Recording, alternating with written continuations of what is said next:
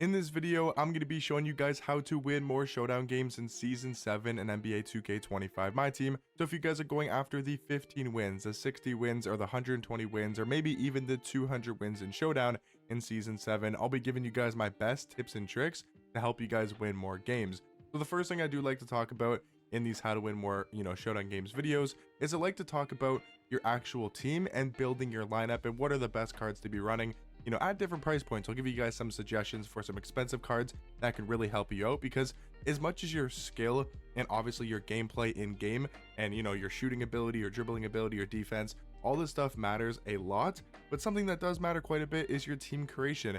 If you're running smaller centers, like let's say you're running or if you're just running bad cards, like if you're running PJ Tucker at the center position, it's going to be very hard to win with a 6'6" center.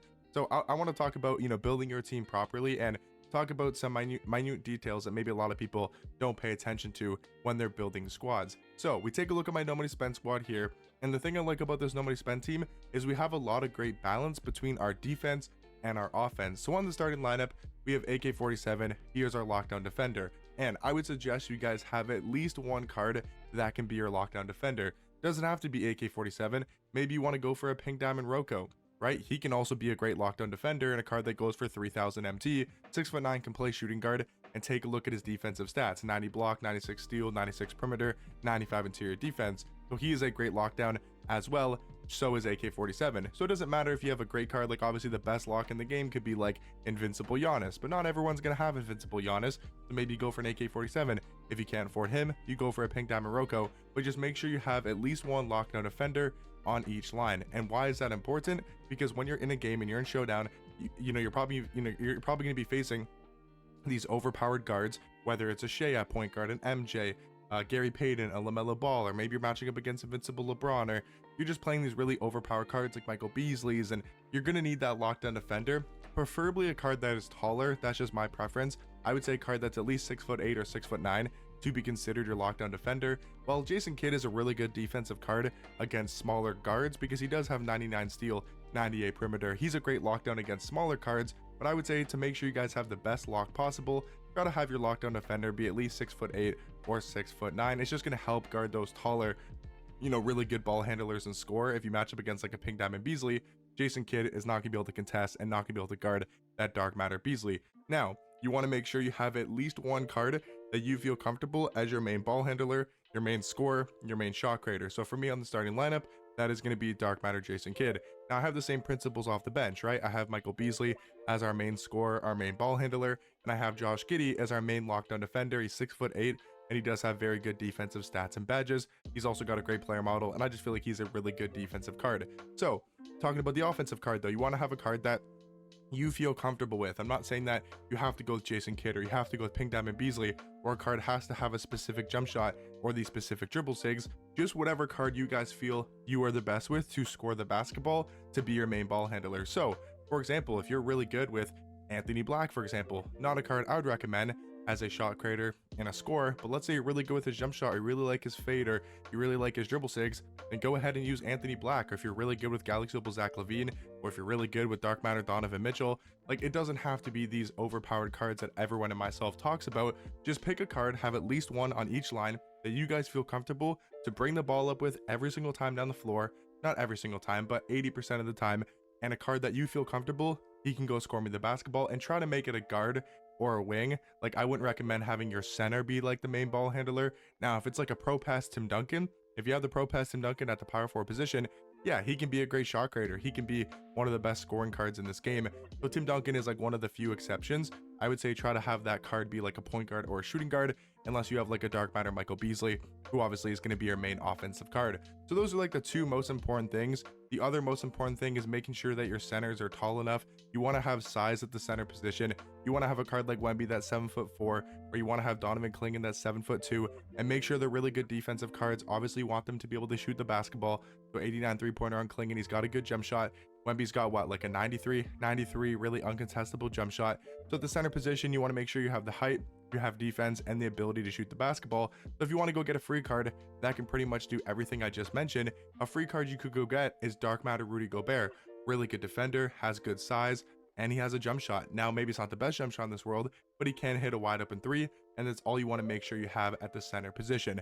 That is about it for the most simple and best ways to structure and build your team. Obviously, you want to make sure you have secondary ball handlers and secondary defenders. So on the starting lineup, our secondary ball handler could be an AK-47. He's got a really good jump shot, he's got tray escape, he's got good sigs, and Mike Miller can also be a secondary ball handler as well with a really good jump shot. And then I would say Jason Kidd is that secondary defender. You want to make sure you have 2 good offensive cards and 2 good defensive cards. That's why having, AK-47 is really nice, because he can be that lockdown defender while also being a really good offensive card. So I wanted to talk mainly about your guys' teams and how you guys can structure your lineups, because I do think it really matters, especially in season 7. You guys want to make sure you're focusing on height. So having cards like Pink Diamond Jabari Smith Jr., who's 6'11" at shooting guard, a 6'8" point guard, and Josh Giddey, you want to try to utilize having tall players as much as possible, because you're going to match up against point guard Andrew Bogut's, and you're going to match up against these really tall lineups. And if you're going out there with a 6'1" point guard and a 6'6" shooting guard and a 6'7" small forward and a 6'9" power forward, it's going to be very hard to compete when the teams you're playing are 6'9" at point guard Denny Avia, 6'10" shooting guard and Franz Wagner, 7 foot small forward in, let's just say, Lauri Markkanen, and whoever they're running at small forward, like 6'11", or 6'10" Tim Thomas, or you know what I mean. You want to make sure you have height to be able to combat against these good teams and these tall teams. Now, the next thing I want to talk about is your defensive settings. I'm just going to quickly go through this because I have a separate video going over the best defensive settings and how I do run them and all the explanations and other ways you guys can run the defensive settings, but these are just mine. On ball pressure smother, off ball pressure tight, on ball screen go over, on ball screen center go over. Hedge, I like to run no hedge, but I do think you could swap that again if you want to go watch that video for a more in-depth explanation, because I do think hedge is one of the most important defensive settings. Now, stay attached, you want to make sure that's on always. You want to have off ball screen go over, and then the 2 or 3 most important settings are down here at the bottom. Screen help rules no help, drive help rules no help, and cutter help rules no help as well. So those are 3 really important things you guys want to make sure that you guys have set to no help, because when somebody drives to the paint, if you're noticing your corners keep collapsing and they keep collapsing to underneath the basket and you're giving up wide open kick out threes and your opponent keeps making them, that is why. So you want to make sure you have cutter help rules set to no help, screen help rules set to no help, and drive help rules set to no help as well. Now, another really important thing is, I probably should go back into the coaching, go to your coach game plan, is you do want to make sure you have a freelance set. You want to make sure you have your freelance set to either 5 out or Bucks 2018, as those are the 2 best freelances in this game. And I'll talk about more when we go into an actual game of why these freelances really matter and how they are super, super important. Also, go over to your coach settings. You want to make sure you turn off adaptive coaching engine, because if you leave this to on, like offense and defense, or offense only or defense only, what's going to happen is all the settings we just did are not going to matter. The 2K adaptive coaching engine, whatever it's called, is going to completely change it around. So you want to make sure this setting is turned to off. Timeouts manual, player minutes manual, substitutions manual. Make sure you guys are doing that as well.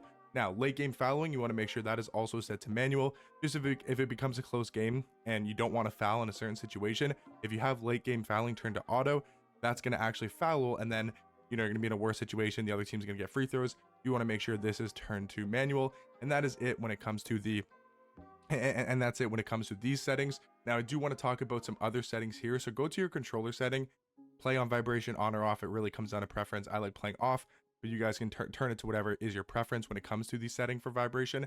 Now, the shot timing profile, put this to high risk, and also put your layup timing to high risk as well.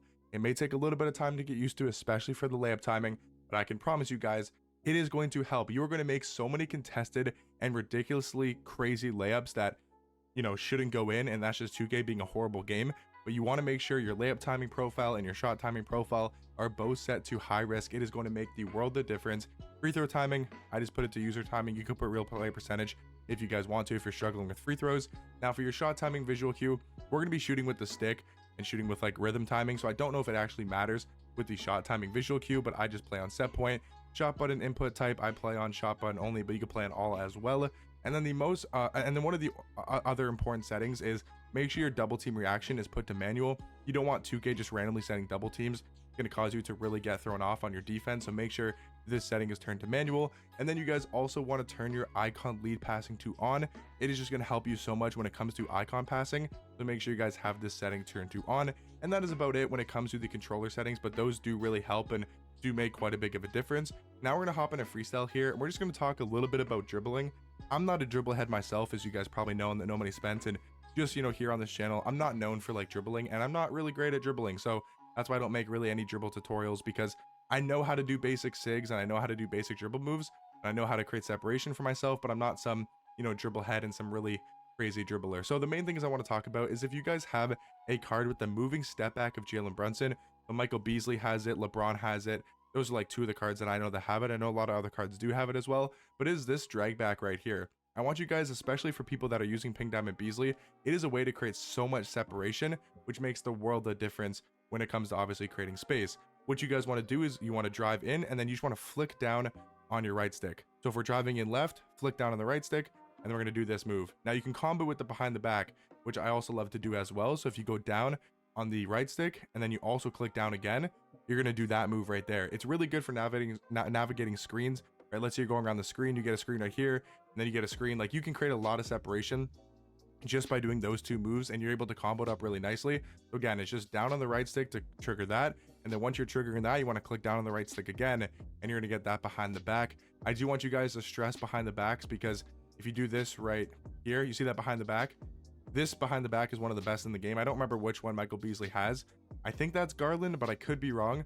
I mean, if you have like Trey behind the back, if you have Garland, I do believe this is Garland. This move right here is super, super overpowered. Basically, when the ball's in your right hand, you want to go like directly left diagonal. So like you want to do this move right here, and then you want to go diagonally left with your right stick. And it's going to cause that behind the back, which is a very, very good dribble sig. Now, the next thing I want to talk about when it comes to shooting is making sure you guys are learning how to shoot with the stick. I have a separate video going fully into depth of how to shoot with the stick properly, but basically it's just quickly down on the right stick and then quickly up is pretty much how you shoot. You don't, you know, hold down and then whatever, you just flick down on the right stick and then flick up, basically, is pretty much how to shoot with the stick. It's very simple to do. Once you guys get it down, it is going to make your 3-point percentage and your 3-point shooting a ton better. So again, to shoot with the stick, you want to flick down on the right stick, and then you want to, you know, go up. You want to flick up. Is it flick up or hold? I don't even know what I do. It's kind of just, it really just comes down to like muscle memory. You'll get it down the more times you practice. And again, go check out my video where I fully explain it, but it's down on the right stick and then up on the right stick. And you're basically just trying to time it. And once you get it down, it's going to be very, very easy to green. So I just want to quickly talk about rhythm shooting, stick shooting, and then talk a little bit more about dribbling and give you guys a couple of dribble moves that are super helpful to have if you're using cards like Pink Diamond Beasley or cards that have really good behind the backs. I really hope these tips and tricks did help you guys out when it comes to winning more games in Showdown in Season 7. If you guys want to see a separate video where I go into a full game and I go live reaction and I'm telling you guys what I'm doing on the fly, or I could even break it down in like a film session. You know, I play the game, I record it, and then I'll go through my thoughts and kind of what I was thinking during each play and what I was doing there, what I was doing there. So if you guys want to see a separate video of that, I can make like a part 2 to this video, and I'll show you guys me playing a full game, and I'll give you guys all my insights of what's going on, how to actually play in the game as well. But I do think these tips and tricks can be very helpful to help you guys win more games in Season 7 in Showdown. Hopefully you guys did find this video helpful. Let me know if you guys have any more questions or stuff you guys want to see to help you guys out. If you guys found this video helpful, make sure to drop a like down below and subscribe if you guys are new, and I'll catch you guys in the next one. Peace.